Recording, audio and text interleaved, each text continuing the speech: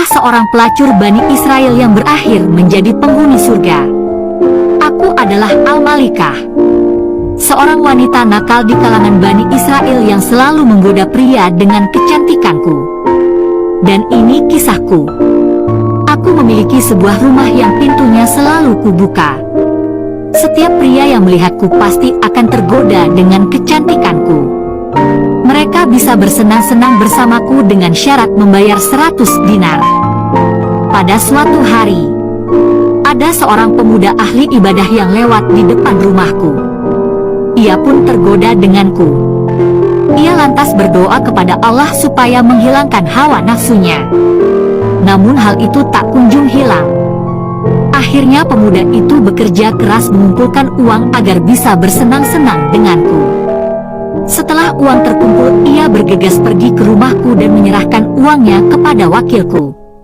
Lantas aku menyiapkan waktu khusus untuk menyambut kedatangannya. Tiba pada waktu yang telah ditentukan, pemuda itu menemuiku.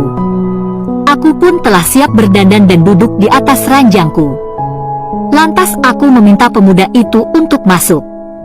Si pemuda yang telah tergoda ini mengulurkan tangannya kepadaku.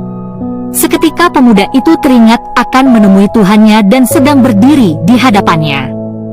Ia lantas dilanda ketakutan yang luar biasa. Tubuhnya gemetar hingga raut wajahnya berubah. Lelaki itu mendesak agar bisa segera meninggalkan rumahku. Namun aku tidak mengizinkannya hingga ia mau menjadikanku istrinya. Tetapi pemuda itu tetap pergi meninggalkan rumahku.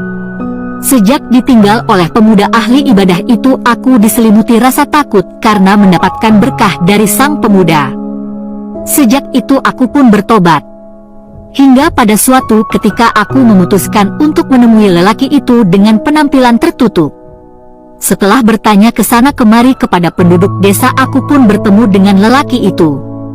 Namun, begitu lelaki itu mengetahui bahwa yang datang adalah wanita pelacur yang pernah ia datangi, ia lantas terkejut dan menjerit dengan keras lalu meninggal dunia. Setelah kejadian itu aku bertambah sedih. Hingga akhirnya aku diberitahu oleh penduduk setempat bahwa pemuda itu memiliki saudara laki-laki yang saleh tetapi miskin. Aku tidak keberatan jika laki-laki tersebut miskin, karena aku memiliki beberapa harta yang cukup untuk keduanya. Hingga pada akhirnya aku menikah dengan laki-laki soleh yang miskin itu. Dan Allah mengaruniaiku 7 keturunan yang dimana anakku tersebut merupakan seorang nabi pada masa Bani Israel.